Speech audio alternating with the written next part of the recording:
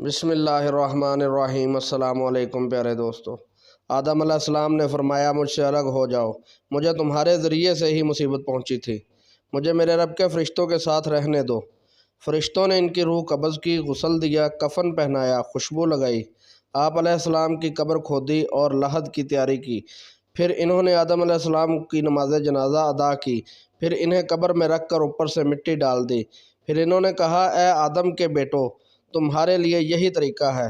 حضرت آدم علیہ السلام کہاں دفن ہوئے اس میں اختلاف ہے۔ مشہور ہے کہ انہیں ہندوستان کے پاس سری لنکا میں اس پہاڑ کے قریب دفن کیا گیا جہاں انہیں جنت سے اتارا گیا تھا۔ ایک قول یہ ہے کہ مکہ مکرمہ میں جبل ابی قبیس پر دفن کیا گیا۔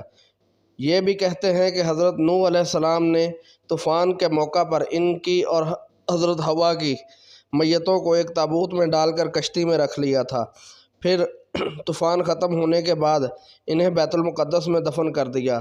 آپ علیہ السلام کی عمر کے بارے میں بھی اختلاف ہے۔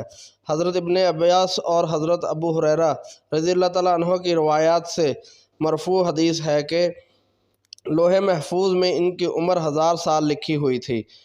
اس کے مقابلے میں تورات کے اس بیان کو اختیار نہیں کیا جا سکتا کہ وہ 930 سال تک زندہ رہے۔